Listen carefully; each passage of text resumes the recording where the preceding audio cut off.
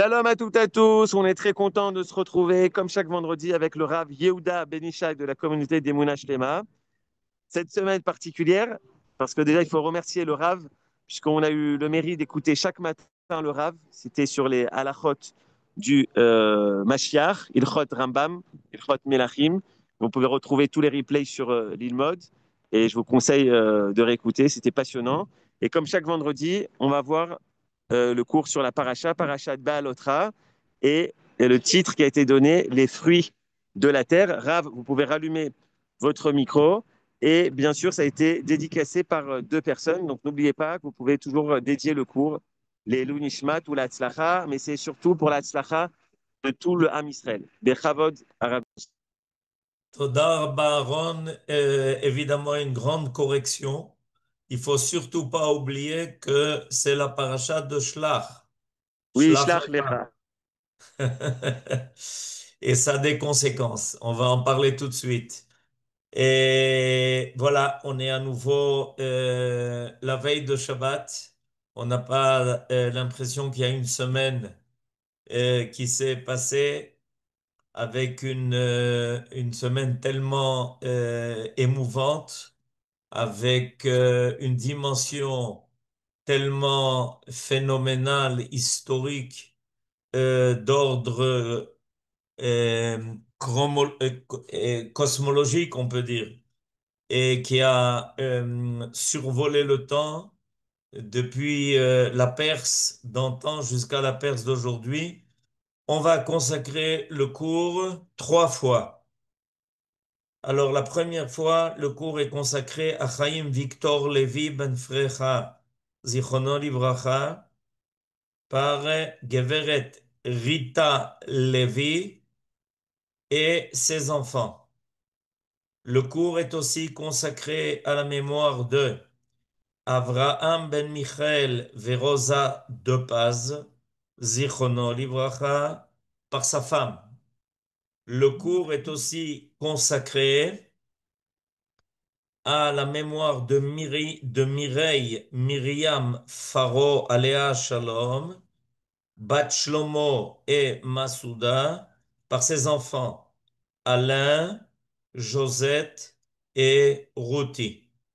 Voilà, on a eu donc 3 consécrations de ce cours important qui évidemment va nous faire retrouver le chemin vers Eretz Israël.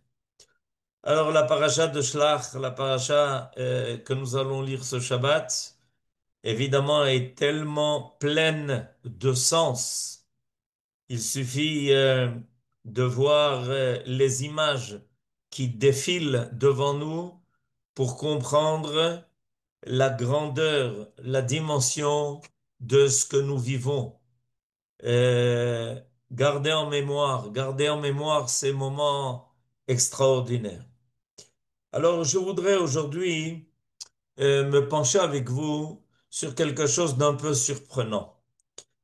Avant d'envoyer les explorateurs, les Meraglim, Moshe Rabbeinu les guide et il leur donne des questions, comme d'ailleurs on fait quand on envoie des espions. On leur demande de répondre aux questions auxquelles on veut avoir des réponses, d'accord? Et grâce à Dieu, on en a eu aussi, nous, de bonnes, puisqu'on a réussi à faire tout ce qu'on avait à faire. Et voilà que dans cela, on trouve que Moshe Rabbeinu demande aux explorateurs de vérifier la qualité de la terre d'Israël. Je suis au chapitre 13 dans le Chumash de Bamidbar et je vais vous lire les versets à partir du verset 19. Quant au pays qu'il habite, s'il est bon ou mauvais, vous avez à vérifier si le pays où se trouve là-bas l'habitant maintenant, Haaretz Asher ou Yoshev Ba, Hatova'i im ra'a. Verset 20. Quant au sol, s'il est gras ou maigre, Uma haaretz, Hashemena i imraza. Est-ce qu'il est boisé ou non? Ayesh ba'etz, imain, veitchazaktem. Et voilà que le Moshe Rabbeinu dit aux explorateurs, veitchazaktem. Vous aurez besoin de force. Veitchazaktem, chazak. Ulkartem mipri haaretz. Et ramenez avec vous des fruits de la terre, des fruits du pays. Ve'ayamim, et ces jours-là où les explorateurs sont partis, Yeme bikure anavim, c'était alors la saison où apparaissaient les premiers raisins. La question qui saute aux yeux, comment est-ce que Moshe Rabbeinu, notre maître, pose de telles questions, de tels éléments à vérifier concernant la terre d'Eretz Israël? Est-ce que Moshe Rabbeinu ne savait pas que la terre d'Eretz Israël était un pays extraordinaire? Est-ce que Moshe Rabbeinu ne savait pas que Eretz Israël était le pays où coulait le lait et le miel? Alors, pour nous en convaincre, je vais vous ramener à la première rencontre de notre maître Moshe avec Dieu lui-même. Ça s'est passé au buisson ardent, alors que Moshe Rabbeinu venait pour la première fois entendre celui qui allait lui donner sa mission de l'envoyer en Eretz, en Mitzraïm, en Égypte, pour les amener en Eretz Israël. Et voilà ce que Dieu lui dit. Je suis donc intervenu pour le délivrer de la puissance égyptienne et pour le faire passer de cette contrée, de ce pays, dans une contrée fertile et spacieuse, dans une terre ruisselante de lait et de miel. Voilà exactement la description que Akadosh Baruch Hu, Dieu, fait à Moshe de la terre où Moshe Rabbeinu est censé les amener, les conduire.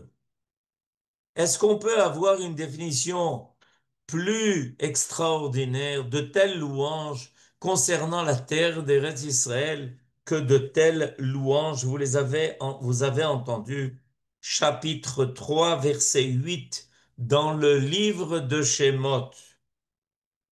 Vous avez entendu de quoi il s'agit? Dans une contrée fertile et spacieuse, dans une terre ruisselante de lait et de miel.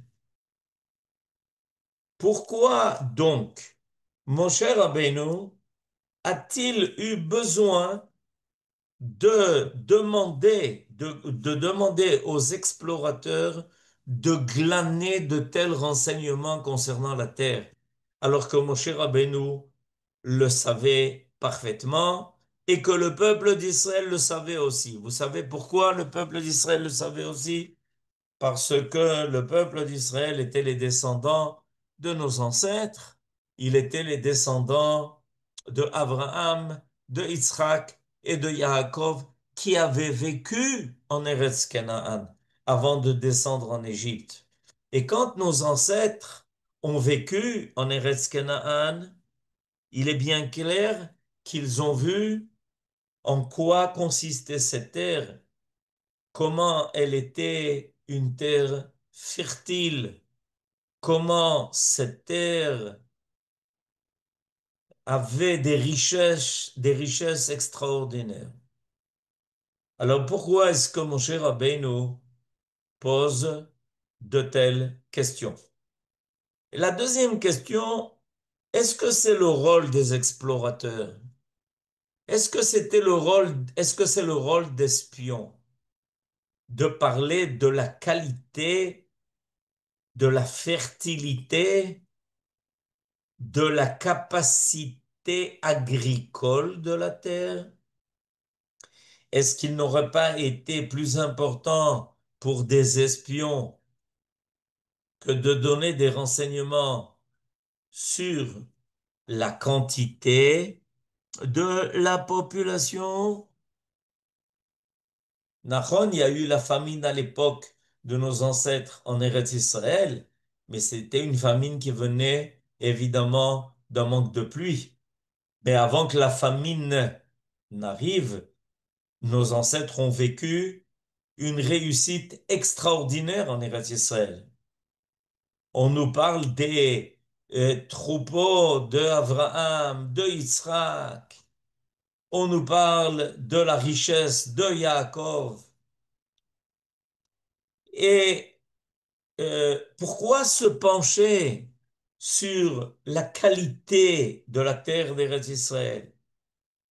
Si déjà on envoie des espions, vous comprenez que si peut-être, d'accord, j'ai pas le droit de dévoiler des secrets, mais si peut-être on a envoyé des gens vérifier ce qui se passait en Iran, on avait d'autres questions à leur poser que de leur demander de savoir s'il y avait là-bas des récoltes abondantes et si il y avait des pommes ou des bananes dans les marchés. Alors, comment se fait-il que Moshe Rabbeinu se penche là-dessus et qu'il demande aux explorateurs de lui répondre et de lui ramener des fruits? Peut-être qu'il aurait été plus important de ramener des plants, peut-être qu'il aurait été plus important de ramener des cartes, peut-être qu'il aurait été plus important de ramener des croquis qui auraient permis ensuite de savoir comment rentrer et pénétrer. C'est intéressant quand même ce genre de question qui est posée en ce qui concerne Eretz Israël. Et surtout, et en dernière question, comment se fait-il que Moshe Rabbeinu a besoin de dire aux explorateurs de se renforcer? Veitrasaktem ba'em. Pourquoi est-ce qu'il y a besoin de personnes chazakim? Je peux comprendre qu'on demande d'explorateurs et d'espions, évidemment, d'avoir des qualités particulières qui leur permettent de remplir le rôle. Mais Veitrasaktem, en quoi, quelle était la bravoure qui a été réclamée d'eux, surtout à propos des fruits de la terre? Voilà ce qui doit nous interpeller en cette veille de la paracha de Shlach Lecha. Alors, nous devons savoir que, en fait, Moshe Rabbeinu dit aux enfants d'Israël, il faut vous préparer à rentrer dans une terre qui n'est pas comme les autres. Cette terre, elle a des qualités particulières.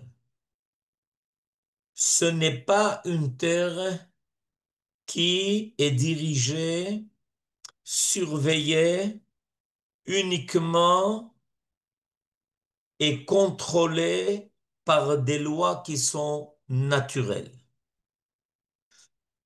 Ce qui se passe en Eretz Israël dépasse, surpasse les lois de la nature, aussi bien en ce qui concerne les fruits de la terre qu'en ce qui concerne ceux qui l'habitent.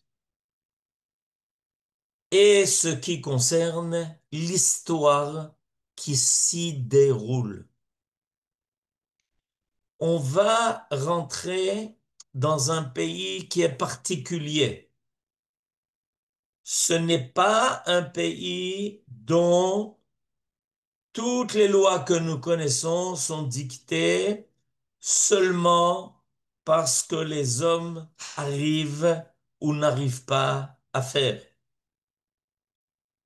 Dans le monde entier, les hommes s'affairent à réussir leur entreprise dans le pays où ils habitent, aussi bien leur entreprise économique que construire leur pays, le défendre évidemment contre les ennemis, avoir un bien-être, permettre d'y résider avec, en mettant à profit tous les trésors et les ressources naturelles du pays où il se trouve et combler aux inconvénients, évidemment, qui peuvent apparaître dans la nature de la terre où il se trouve. Ceux qui ont appris l'histoire des nations, évidemment, ont appris comment petit à petit le peuple qui se forge en même temps a fait beaucoup de choses qui ont permis le développement du pays par amour de leur patrie. Mon cher Rabbeinu dit aux explorateurs, votre rôle n'est pas seulement à ce niveau-là. Votre rôle est de venir prouver au peuple d'Israël qu'il va vivre une histoire d'une dimension particulière et que cette histoire est déjà prouvée par les fruits que cette terre donne.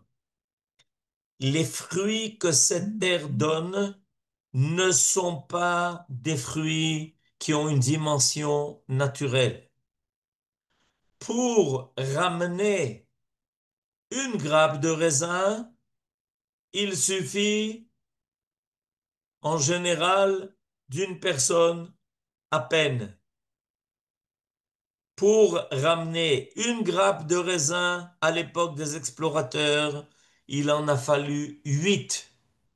Et on connaît tous l'emblème du tourisme en Israël, où on voit une perche sur laquelle est attachée une grappe de raisin portée par 2 hommes.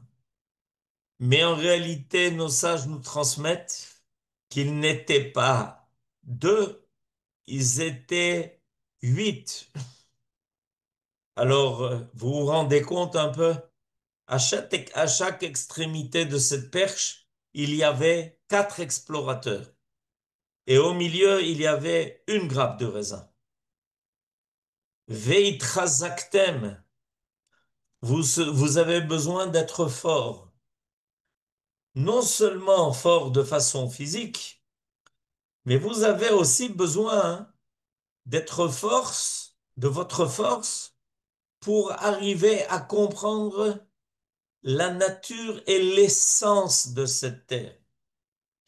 En Eretz Israël, on ne peut pas se contenter d'avoir une compréhension qui soit rationnelle, qui ne se contente que d'évaluer les choses par les lois de la nature. Nous sommes un peuple qui n'a pas encore réussi à être le plus grand peuple de la terre au niveau du nombre, de la statistique. Loin de là, on est pratiquement le plus petit. Et on est celui qui fait les plus grandes choses. Le peuple le plus petit fait les choses les plus grandes. Et bien voilà ce que Moshe Rabbeinu a demandé aux explorateurs de prouver. La terre d'Israël est un petit qui n'est pas immense. Il ne ressemble pas ni au Canada, ni à l'Amérique, ni à la Russie, ni à la Chine. Il est petit, mais il a une richesse qui dépasse tout ce que les autres peuples ont réussi à faire sortir de leur terre. Les autres peuples ont été comblés par des ressources naturelles et ils en font et ils en tirent profit. D'ailleurs, ils auraient pu s'en servir pour de bonnes choses et construire le monde, comme ceux, par exemple, qui ont des réserves de pétrole et de gaz sans fin. Au lieu de cela, toute leur énergie, toutes leurs ressources, toutes leurs pensées, tout leur argent n'a servi qu'à une seule chose. Est-ce qu'on arrivera à détruire une partie du monde? Est-ce qu'on arrivera à supprimer ce peuple petit qui est le plus grand? Et on comprend que voilà ce que maintenant Moshe Rabbeinu réclame des explorateurs. Il leur réclame de ramener des fruits de la terre pour prouver au peuple qu'ils vont rentrer dans un pays qui a une autre dimension, dans un pays qui a une dimension qui dépasse ce qu'ils connaissent des lois de la nature, des fruits extraordinaires. Nos sages nous disent dans le traité de Sota que depuis la destruction du temple, les fruits d'Eretz Israël ont perdu en grandeur et en saveur. Avant, on était enivré quand on mangeait un fruit d'Eretz Israël, par sa saveur, par son odeur, par le goût extraordinaire, et par aussi un fruit qui ne se terminait jamais. Dans le monde entier, on savait que les fruits d'Eretz Israël étaient des fruits particuliers. La destruction du temple et notre départ en exil a fait baisser la qualité des fruits de la terre. Cette terre a besoin de ses enfants. Et quand ces enfants y sont présents, elle libère des trésors inimaginables. Et pour prouver ça au peuple d'Israël, voilà que ces 12 hommes partis en reconnaissance devaient ramener ces fruits pour dire au peuple d'Israël, regardez ce qui vous attend. Ces fruits ont une autre dimension. En Eretz Israël, vous n'avez pas besoin de vivre de façon qui n'est pas attachée à la terre. Dans le désert, vous avez vécu comme des anges. Vous avez mangé de la manne, vous avez bu de l'eau qui sortait miraculeusement d'un rocher. En Eretz Israël, vous pouvez vivre la terre avec tout ce qu'elle vous donnera.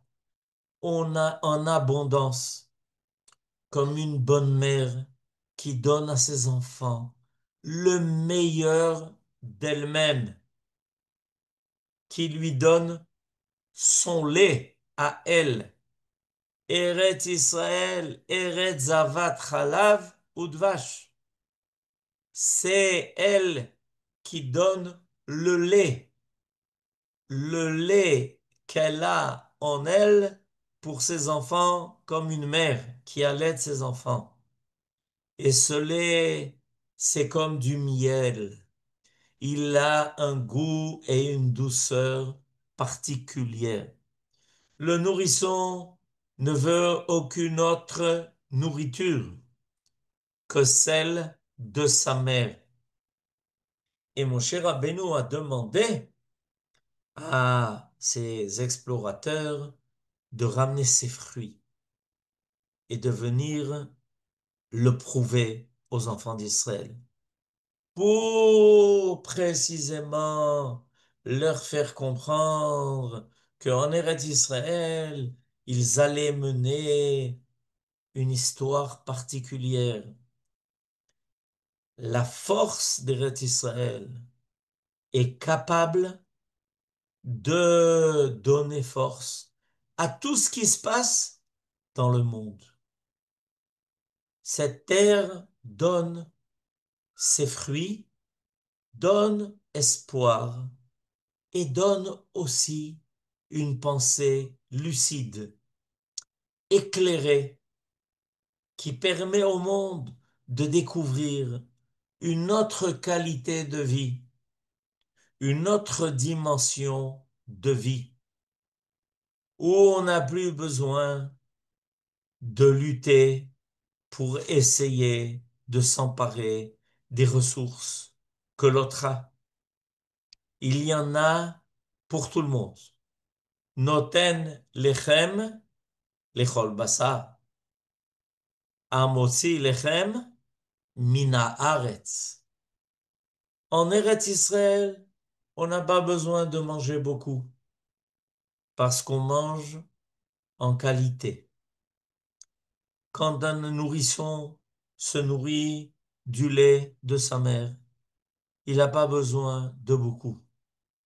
Ces quelques gouttes de lait vont le faire grandir et elles vont lui donner non seulement du lait, mais aussi le cœur, l'endroit d'où la maman allait son bébé. Voilà ce que Moshe Rabbeinu a demandé à ses explorateurs de ramener ces fruits extraordinaires pour leur dire qu'une histoire extraordinaire vous attend, pour vous dire que vous allez vivre une dimension particulière. Et malheureusement, et ils n'ont pas réussi leur mission. Ils n'ont pas réussi leur mission et d'après les sources profondes que nous avons, ils ont eu peur d'être détrônés de leur poste, du rôle qu'ils rendaient, qu'ils avaient la possibilité de remplir pendant 40 ans de désert. Ça les a inquiétés. Que peut-être en rentrant en Eretz Israël, ils ne seraient pas à la hauteur. Ils n'arriveraient pas à diriger l'histoire tellement extraordinaire et phénoménale de ce peuple. Parce que pour diriger l'histoire du peuple d'Israël en Eretz Israël, il faut être un chef, un dirigeant qui a beaucoup de foi, qui a beaucoup de siyata d'Ishmaïa. Comme d'ailleurs l'a déclaré notre Premier ministre lui-même. Je réussis grâce à la siyata d'Ishmaïa, à l'aide divine. Et ils ont quand même fait une tentative. Après qu'ils ont entendu le décret terrible qui a été prononcé contre eux, qu'ils allaient tous y passer et rester dans le désert, il y a eu un sursaut de tchouva. Ils se sont repentis. Ils ont voulu essayer de corriger leur erreur. Et comment ils l'ont fait? Alors il y a un groupe qui portent un nom d'ailleurs, les Ma'apilim, qui ont essayé malgré tout de rentrer. Et voilà ce qu'on nous dit de leur histoire. Et il est important de le savoir, vous allez comprendre pourquoi. Au chapitre 14, à partir du verset 40.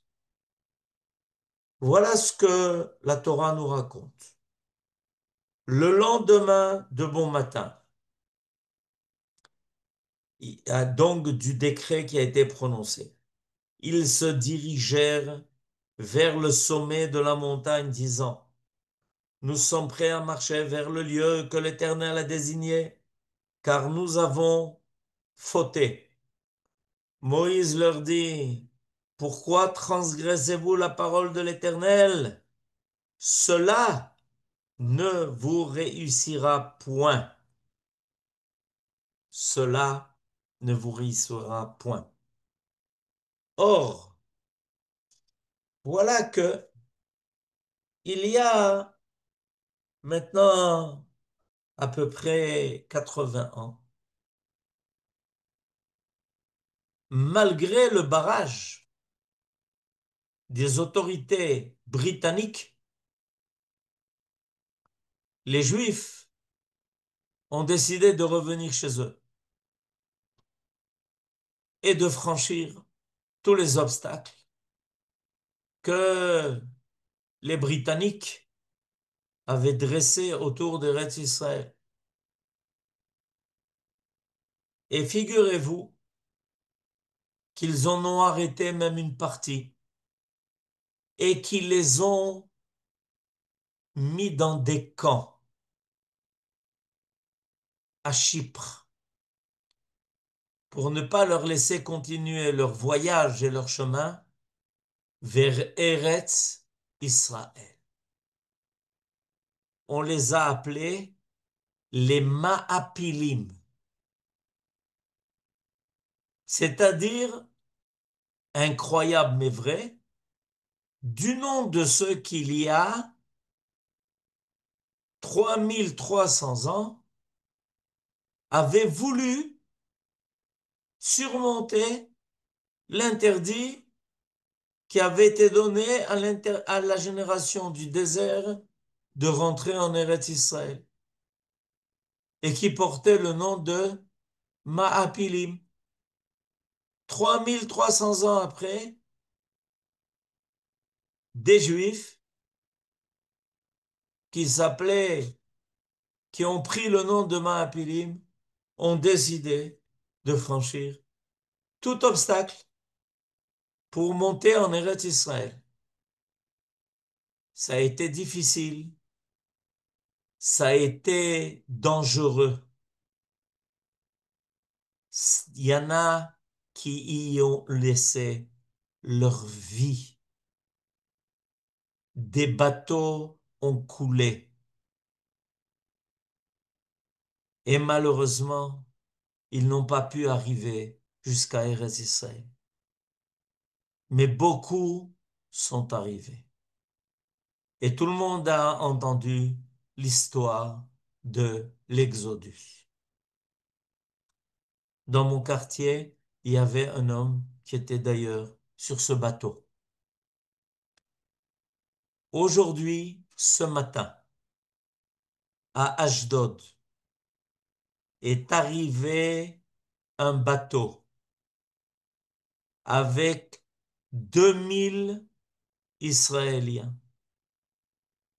qui ont embarqué à Chypre. Imaginez-vous, 80 ans plus tard, les Israéliens, des Juifs, ne veulent pas rester en dehors d'Eretz Israël. Ils se sont trouvés bloqués en dehors d'Eretz Israël. Ils n'avaient qu'un espoir, ils n'avaient qu'une demande. Laissez-nous revenir sur notre terre. Et on voit un de ces 2000 voyageurs descendre du bateau et embrasser le sol. Et voilà, on a retrouvé les images que l'on connaissait. Incroyable, mais vrai. L'histoire recommence. Et voilà que après, que toute la génération du désert qui malheureusement était restée dans le désert et n'avait pas accepté le cadeau de Dieu de rentrer en Eretz Israël. Voilà que leurs descendants luttent, se battent, sont prêts à payer n'importe quel prix, à courir n'importe quel danger. Nous entendons des récits de personnes qui sont prêtes à marcher à pied, à franchir le désert et toutes les mers pour revenir chez eux, dans un pays qui est en état de guerre. Rien ne les arrête. Voilà à nouveau l'histoire des Maapilim. On nous a dit, oui, l'histoire des Maapilim, ça date depuis longtemps. C'est une histoire qui remonte à plus de 80 ans. Et voilà que Akadosh Baruch Hu permet de reprendre cette histoire. Et il y avait un grand Chacham qui vivait il y a 125 ans, qui porte le nom de Rabbi Tzadok HaKohen Milublin, qui a annoncé dans son livre qui s'appelle Tzidkat HaTzadik que l'échec des Maapilim de l'époque de Moshe n'a été mis que de côté. Et qu'un jour, cette tentative de vouloir rentrer quand même en Eretz Israël finira par réussir. Il y a de cela 80 ans, alors qu'on n'avait pas encore d'État, les Maapilim ont prouvé qu'ils étaient prêts à tout donner pour atteindre le sol de leur terre. 80 ans après, les Israéliens, les Juifs du monde entier, déclarent qu'ils sont prêts à tout donner pour à nouveau revenir sur leur pays qui leur a été donné.